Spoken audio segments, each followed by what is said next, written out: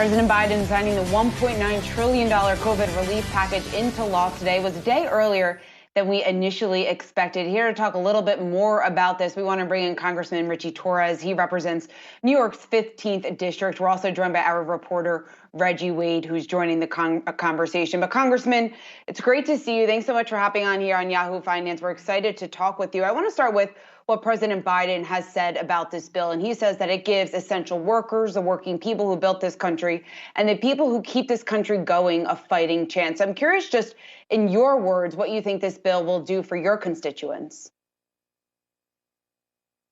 I share the sentiments of President Biden. The American Rescue Plan is a historic investment in the essential workers and families of America. The centerpiece of the American Rescue Plan is an expanded child tax credit, which will cut child poverty in half. I represent the South Bronx, which is said to be the poorest congressional district in America. And I can tell you there's no single policy that will do more to lift the South Bronx out of poverty than an expanded child tax credit.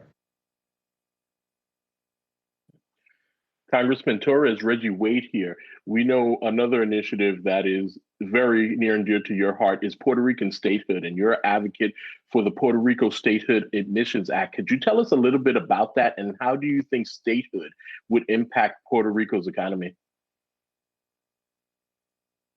Yeah, so, a wise person once said, if you do not have a seat at the table, then you're probably on the menu.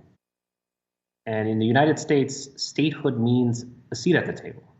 It would mean billions of dollars in new resources, as well as representation for Puerto Rico. It would mean 2 U.S. senators and 5 members of Congress. It would mean billions of dollars in funding for critical programs like Medicare and SNAP and higher education and infrastructure. My view is that Puerto Ricans are American citizens. And so why not make them equal citizens under the law?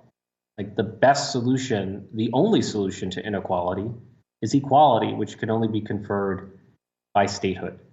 And I see the colonization of Puerto Rico. I see the disenfranchisement of 3 million Americans on the island to be a deep rot at the very core of American democracy. I mean, how can we claim to be a democratic society when we deny the fundamental right to vote to 3 million American citizens? How can we claim to be democratic when we subvert the government of Puerto Rico in favor of a financial control board that is neither representative of nor accountable to the people on the island? Representative, what would the process be? Assuming that it does pass in the House, could a filibuster in the Senate stop statehood from becoming a reality for Puerto Rico? The filibuster as configured could prevent statehood from succeeding in the Senate, but Senator Joe Manchin has expressed a willingness to make the filibuster, quote, more painful and to reform it. And there's a long history of creating exceptions to the filibuster. One of those exceptions is the reconciliation process. So I'm cautiously optimistic that we have more momentum than ever for Puerto Rican statehood. And it's worth noting, what matters is not my opinion. What matters is not the opinion of any member of Congress. What matters is the will of the people on the island. The people have spoken. In November of 2020, a majority of the Puerto Rican electorate cast their ballot for statehood. And when the people have spoken, we in Congress have an obligation to legislate what the people voted for. That is self-determination. That is democracy. That is decolonization. Congressman, your colleagues Nidia Velasquez and Alexandra Ocasio-Cortez in the summer of 2020 introduced the Puerto Rico Self-Determination Act. How does that differ from the legislation that you're proposing? Well, I have a difference of opinion with them. I think their legislation ignores the will of the Puerto Rican electorate as expressed in a plebiscite. It's not the place of the United States Congress to micromanage the manner in which the people of Puerto Rico make their own decisions. If the people of Puerto Rico decide to express their political will through a plebiscite, we should respect it. We should legitimize the results of the plebiscite rather than delegitimize a process simply because we disapprove of the result that it produces. And keep in mind, if Puerto Rico had statehood, there would be no financial control board, right? Promesa, which established the financial control board, deprived Puerto Rico of self-governance. It deepened the crisis of colonialism on the island.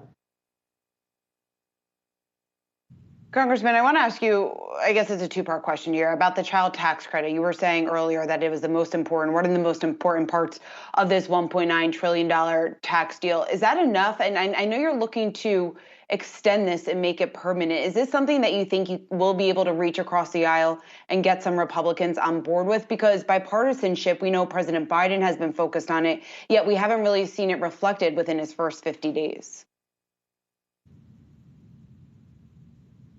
There is broad support for the child tax credit. There's bicameral, bipartisan support.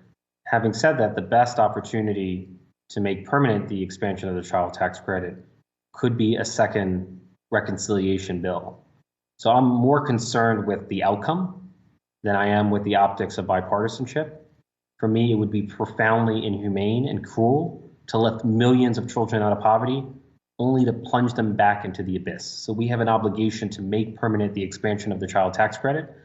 I'm partnering with Congress members Rosa DeLauro and Susan DelBene to advance the American Family Act, which would permanently expand the child tax credit. And President Biden himself has come out in favor of a permanent expansion. Congressman Torres, with all the division and the rancor within Congress and the U.S. government, what are some of the things that you're hopeful for going forward? I'm thankful that Joe Biden is the president of the United States. I mean, we have a president who's treating the COVID crisis with the seriousness that it deserves. And we have a president who's just focused on governing effectively and delivering for the American people. You know, the magnitude of the American Rescue Plan is hard to overstate. And it represents, to me, a transformation of the Democratic Party. The Democratic Party is no longer the party of draconian welfare reform. We are the party of families and children. We, as a party, have returned home to our roots as the party of FDR.